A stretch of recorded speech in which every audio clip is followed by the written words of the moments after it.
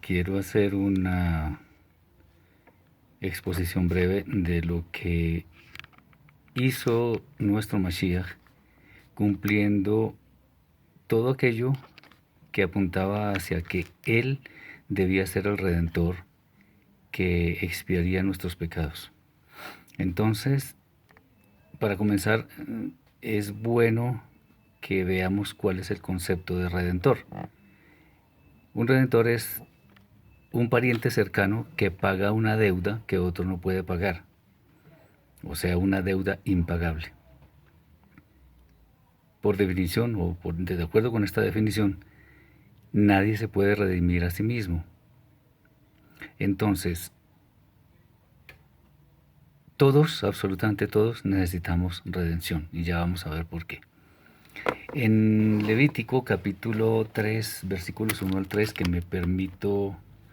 capítulo 4, versículos 1 al 3, me permito leer, dice así: Y le dijo el Eterno a Moshe: Dile a los hijos de Israel, si algún alma pecare por error contra cualquiera de los mandamientos del Eterno concernientes a lo que no debe hacerse, en caso de que sea sacerdote ungido el que pecó, haciendo así culpable al pueblo, ofrecerá al Eterno por su pecado un novillo sin defectos como ofrenda expiatoria. Bien, es importante que esta es la primera vez que aparece la palabra Mashiach. Sacerdote ungido, aquí se pronuncia como Cohen, sacerdote a Mashiach, de donde entendemos que Mashiach significa ungido. ¿Qué pasa con esto? Que es interesante que Yeshua, el Mashiach, tiene que ver con este tipo de ofrenda, que es ofrenda por el pecado. Bien, en algunas oportunidades he explicado que los animales que se ofrecían para los pecados involuntarios, como está escrito en la Torá,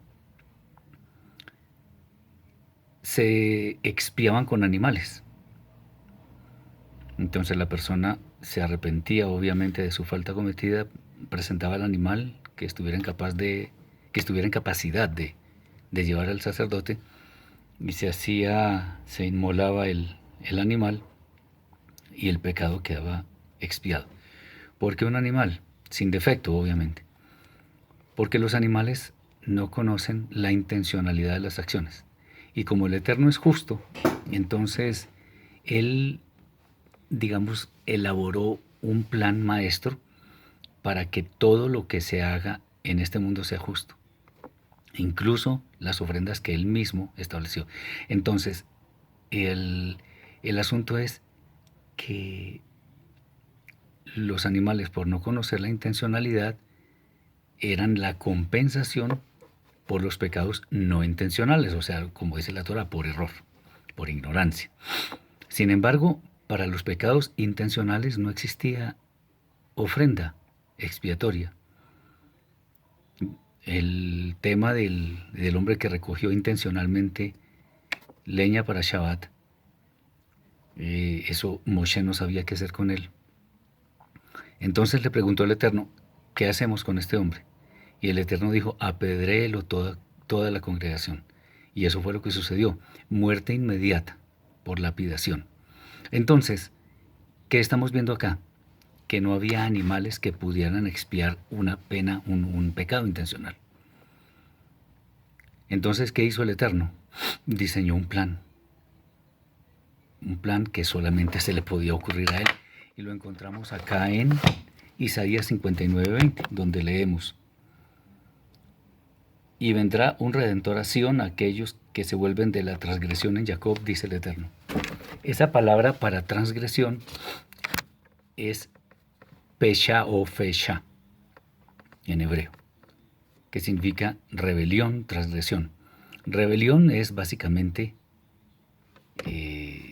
cometer un acto que está en contra de lo que está establecido, pero esa acción se comete voluntariamente. De manera que fecha podemos traducirlo como pecados intencionales. Y dice allí: un redentor a Sion. O sea,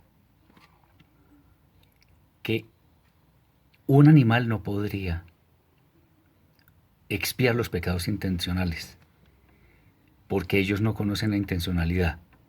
El único ser que conoce la intencionalidad de las acciones es el ser humano.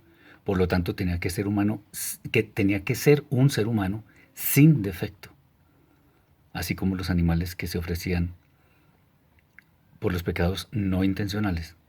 Sin defecto, ¿qué significa? Que no pecó, como lo atestiguan varios textos de la Escritura. Por tanto, Yeshua está anunciado como el Redentor que vendría a expiar los pecados intencionales. Ahora bien, como habíamos dicho, un Redentor es un pariente cercano, en general, que paga una deuda que alguien no puede pagar. Cuando nosotros cometimos el primer pecado intencional de nuestras vidas, ahí quedamos con una deuda impagable ante el Eterno. Porque si fueran solo pecados por error, ahí estarían los animales y de pronto el templo estaría en pie, pero no está. Entonces, los animales no servían para eso, tenía que ser una persona. Ahora, al adquirir esa deuda impagable que son los pecados intencionales, tiene que existir alguien que pueda pagar esa deuda. Ahí es donde está Yeshua. Él sí puede pagar la deuda nuestra porque Él no pecó. Él es pariente cercano. ¿Cómo sabemos eso? Bueno, es muy interesante. Él es descendiente de la tribu de Judá, pero también desciende de los gentiles, por el lado de Amón, por la mamá de Roboam, de Roboam, y por el lado de los moabitas, por Ruth, que ella era moabita. Ahora uno se pregunta, bueno, desciende por dos líneas diferentes de los gentiles y del pueblo judío, del pueblo de Israel, perdón, solo por una línea, no tiene mucho sentido. Pues bueno, de acuerdo con lo que yo he podido ver en torno a la forma como él entiende los pecados de Rubén, de Simeón, de Leví, de Asher, de Dan, de todos ellos, se puede concluir, aunque eso no está dicho en ninguna parte, pero podríamos casi que concluir que el Mashiach desciende de las 12 tribus. Entonces él es el pariente cercano. ¿Y cómo expía los pecados?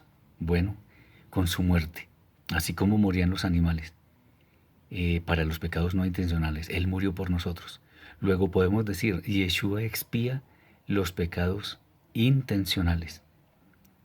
Eso es algo interesante porque es el único que califica para que nos redima de nuestros pecados intencionales. Por eso Él tiene una capital importancia porque cuando hemos cometido pecados intencionales, lo único que merecemos es la muerte.